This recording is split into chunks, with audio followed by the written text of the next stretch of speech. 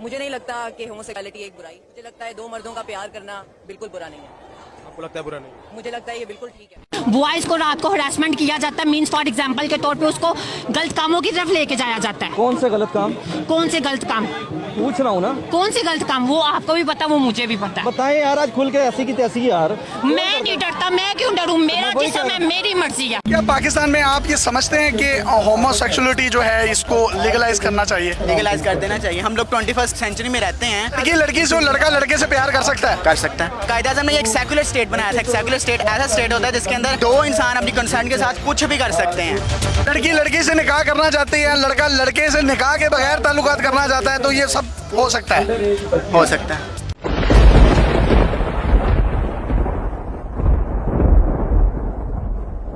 اور اسی طرح جب ہم نے لوط کو پیغمبر بنا کر بھیجا تو اس وقت انہوں نے اپنی قوم سے کہا کہ تم ایسی بے حیائی کا کام کیوں کرتے ہو کہ تم سے پہلے اہل عالم میں سے کسی نے اس طرح کا کام نہیں کیا، یعنی خواہش نفسانی پورا کرنے کے لیے عورتوں کو چھوڑ کر مردوں کے پاس آتے ہو.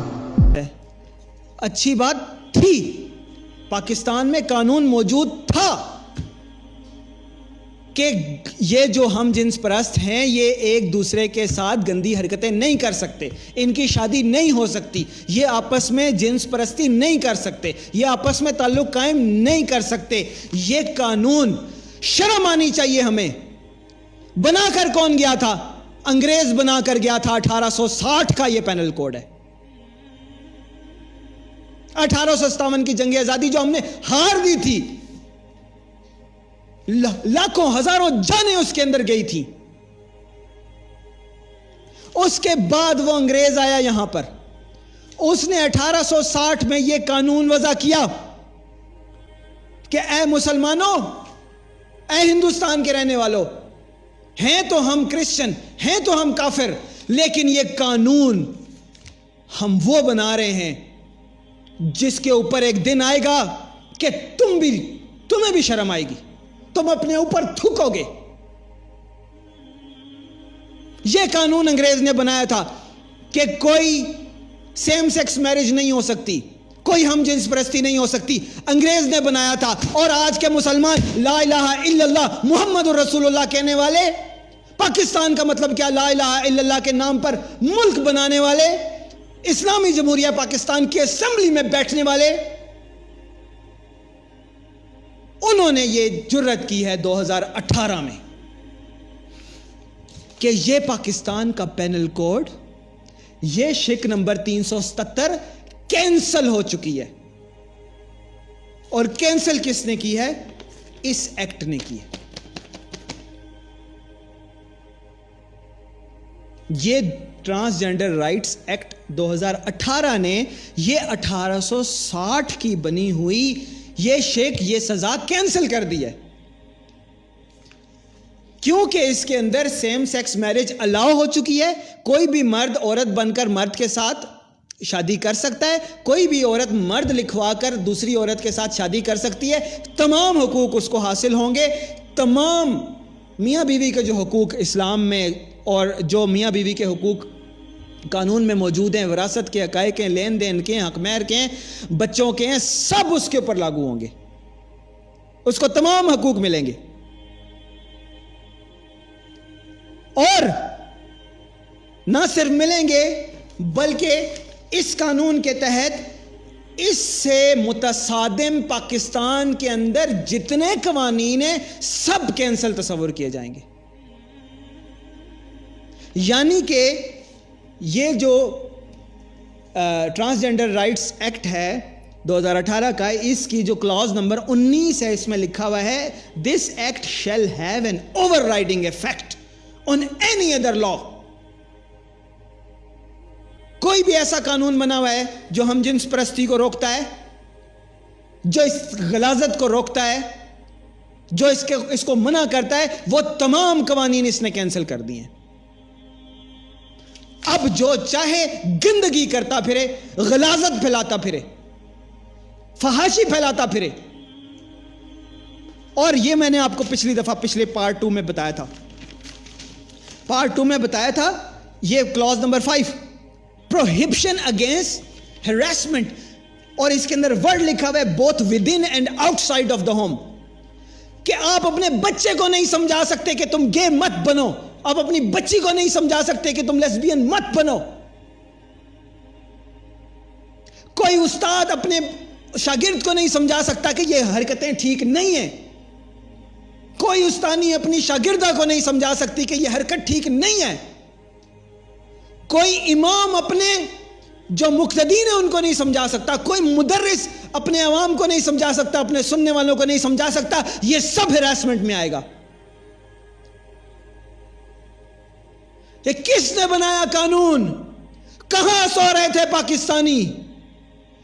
کس نے اس خلاصت میں, اس خباثت میں اپنا نام لکھوایا؟ اور اب بھی وہ کون ہیں جو اس غلاظت اور خباثت میں اپنا نام لکھوا کر اس کے اوپر ڈٹائی سے ڈٹے ہوئے ہیں؟ کہاں ہے وہ پاکستانی قوم؟ کہاں ہے وہ لا الہ الا اللہ کے غیرت مند مجاہد؟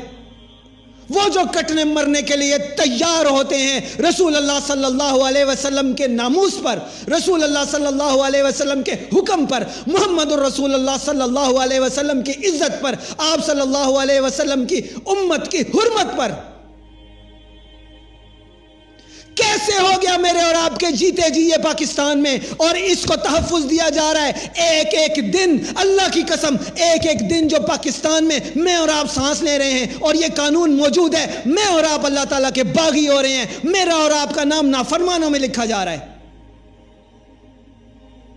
اللہ کی قسم جس نے اس میں نام لکھوایا ہے, اللہ کی قسم ہماری اللہ تعالیٰ سے دعا ہے کہ اللہ تعالیٰ ہمیں ان میں شامل نہ کرے. اس نے اپنا نام قوم لوط میں لکھوا لیا. کون تھے جس کو میں نے اور آپ نے ووٹ دے کر اسمبلی میں بھیجا؟ کون تھے جس کو اسمبلی والوں نے ووٹ دے کر سینٹ میں بھیجا؟ وہ کون تھے جن کو ہم نے نعرے لگا کر وہاں پر بھیجا, جن سے ہم نے امیدیں لگائیں, جن کو ہم نے لا الہ الا اللہ محمد الرسول اللہ قائم کرنے کے لیے بھیجا تھا؟ وہ کون ہے میرے اور آپ کے مجرم, میرے بچوں کے مجرم, آپ کے بچوں کے مجرم, میری بیٹی کے مجرم, آپ کی بیٹی کے مجرم, میری ماں بہنوں کے مجرم؟ وہ کون ہے جنہوں نے اس جرم میں, اس خباثت میں, اس غلاظت میں اپنا نام لکھوایا؟ میرے اور آپ کے یہ سونے کا وقت نہیں ہے, میرے اور آپ کے اٹھنے کا وقت ہے. اگر میں اور آپ سوئے رہے تو انہی گھروں میں سوئے ہوگے. اللہ تعالیٰ پتھر برسا دے گا آسمان سے, جیسے قوم لوط کے اوپر برسا دیے تھے. اور اگر خاموش رہے تو حضرت لوط علیہ السلام کی بیوی وہ ہم جنس پرست نہیں تھی, وہ ایسی حرکت نہیں کرتی تھی, وہ نبی کی بیوی تھی, لیکن اس کی سوچ ان ہم جنس پرستوں کے ساتھ تھی جو ایسی حرکت کرتے تھے. اس کا تعاون, اس کا کردار, اس کی بات ان لوگوں کے ساتھ تھی جو ایسی حرکت کرتے تھے. اللہ تعالیٰ نے حضرت لوط علیہ السلام نبی کی بیوی کو پیچھے رہنے والوں میں سے کر دیا. پتھر جب برسے تو اس کے اوپر بھی برسے. اگر اللہ نے کسی کو بچایا تو لوط علیہ السلام کو بچایا. لوط علیہ السلام کون ہے؟ جو اس کے خلاف آواز اٹھانے والے تھے, جو اس کو روکنے والے تھے. اگر پتھروں کی بارش سے رکنا ہے, آسمان سے برستی ہوئی آگ سے رکنا ہے, اگر اللہ تعالیٰ کے غضب سے بچنا ہے تو اٹھ جاؤ, کھڑے ہو جاؤ اس کے خلاف. اب بیٹھنے کا وقت نہیں ہے. بہت ہو گیا ہمارے ساتھ کھلواڑ, ہمارے گھروں میں گھسو گے. اب تم ڈیسائیڈ کرو گے کہ میری بیٹی کیا کرے, تم ڈیسائیڈ کرو گے میرا بیٹا کیا کرے. اب وقت آ گیا ہے کہ محمد الرسول اللہ ڈیسائیڈ کرے گا کہ میرا بیٹا کیا کرے. اب وقت آ گیا ہے کہ محمد الرسول اللہ ڈیسائیڈ کرے گا کہ میری بیٹی کیا کرے. اب وقت آ گیا ہے کہ ممبر سے اٹھنے والی ہے آواز ایوانوں میں جائے گی. اب وقت آ گیا ہے کہ یہ کاغذ کے غلیظ ٹکڑے جو محمد الرسول اللہ کے حکم کو پامال کرتے ہیں, ان کو اٹھا کر ردی کی ٹوکری میں پھینک دیا جائے. یہ کاغذ کے غلیظ ٹکڑے جو سود کو جائز قرار دیتے ہیں, جو ہم جنس پرستی کو جائز قرار دیتے ہیں, جو ہر طرح کی غلاظت کو جائز قرار دیتے ہیں, اب وقت آ گیا ہے کہ میں اور آپ اٹھیں اور اللہ کا نام لیں, محمد رسول اللہ صلی اللہ علیہ وسلم کے اطاعت کا نام لیں, اور بتا دیں ان کو کہ لا طاعت المخلوق فی معصیت الخالق. जब अल्लाह का हुक्म आ जाए तो किसी मखलूक की इताअत नहीं है। हम नहीं मानते इन तुम्हारे कागज के टुकड़ों को, हम नहीं मानते तुम्हारी इस गलाजत को, और ना ही हम चलने देंगे सूद का निजाम, ना ही चलने देंगे हम जिन्स परस्ती, और ना ही किसी और तरह की गलाजत और खबासत। और अगर ना जागे, ना उठे, तो वमा अलैना इल्लल बलाग, हमारा काम है पहुंचा देना।